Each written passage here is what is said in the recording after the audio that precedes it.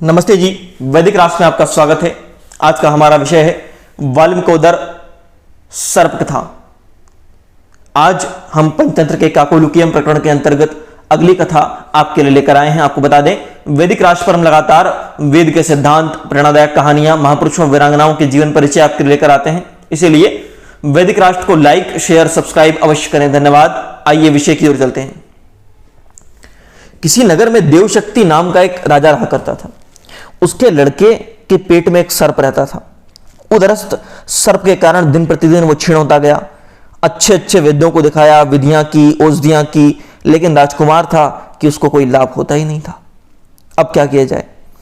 इसके बाद राजकुमार अपने जीवन से निराश हो गया और वो उदास होकर कहीं चला गया दूसरे नगर में। वहां भिक्षा मांगकर अपना जीवन चलाने लगा और रात में एक विशाल देवालय के नीचे विश्राम करने लगा। जिस नगर में वह राजकुमार रहता था, उसका राजा का नाम वहां का बलि था। उसकी 2 कन्याएं थीं।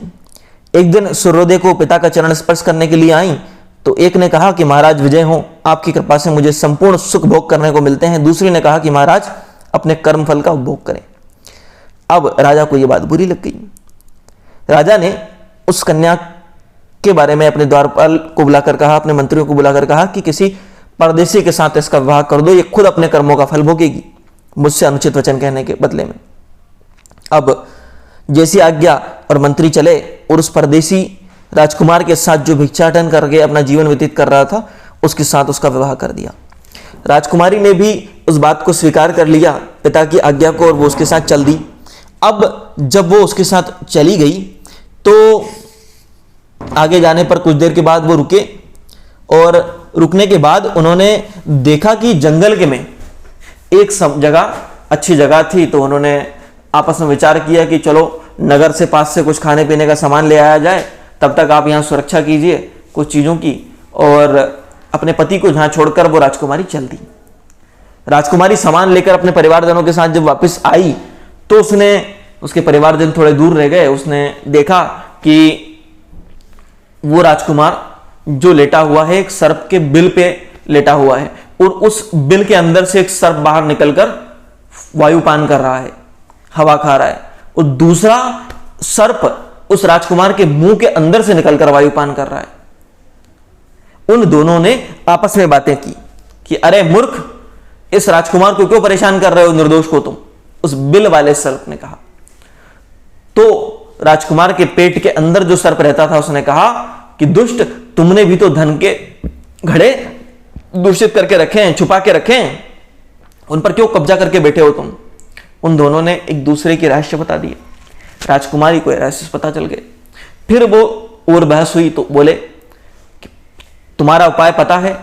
सरसों और जो भी औषधियां थी उसको मारने की, राजकुमार के पेट के सर्प को वो बिल वाले सर्प ने बता दी।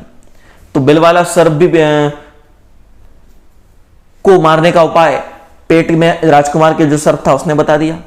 अब राजकुमारी ने ठीक वैसा वैसा किया जैसा उन दोनों सर्पों ने कहा और उन दोनों सर्पों को मारकर वो सारा धन ले लिया और उसके बाद पुनः अपने पिता के पास आकर रहने लगी। राजकुमार तो पहले से ही राजकुमार था दूसरी जगह अपने वहां का, तो उसने अपने पिता को संदेश भिजवा दिया और राजकुमार को 2-2 जगह का राज्य प्राप्त हो गया। वो सुखपूर्वक रहने लगा।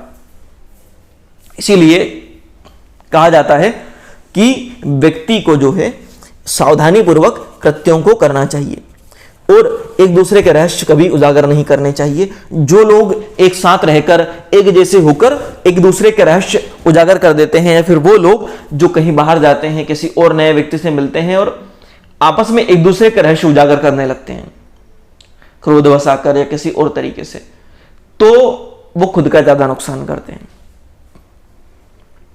क्योंकि वो तीसरा व्यक्ति उन दोनों के रहस्यों को जानकर उन दोनों की हकीकतों को जान जाता है।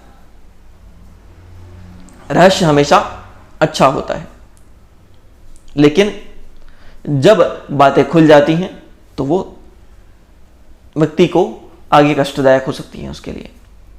आचार्य कहते भी हैं पिछले पंचतंत्र के भाग में कि रहस्य की ही कीमत होती है। इसीलिए आपको बता दें, पंचतंत्र के अनेक पिछले भागों में हमने जितने भी भाग हमने बनाए हैं, समस्त भागों में मूल पंचतंत्र के व्यवहारिक ज्ञान को प्रस्तुत किया है आपके समक्ष। कहानियों के माध्यम से पंचतंत्र की मूल कथाओं को। इसीलिए पंचतंत्र की इन कथाओं को अवश्य देखें, सुने। आपको बता दें, वैदिक राष्ट्र पर हम लगातार वेद के सिद्धांत, वैदिक भजन, प्रेरणादायक कहानियां, महापुरुषों, वीरांगनाओं के जीवन परिचय आपके लिए लेकर आते हैं। आपका कोई प्रश्न हो तो कमेंट बॉक्स में पूछ सकते हैं। वैदिक राष्ट्र को लाइक, शेयर, सब्सक्राइब करना ना भूलें। बेल आइकॉन की घंटी को दबा दें और अपने कीमती सुझाव कमेंट अवश्य करें। धन्यवाद।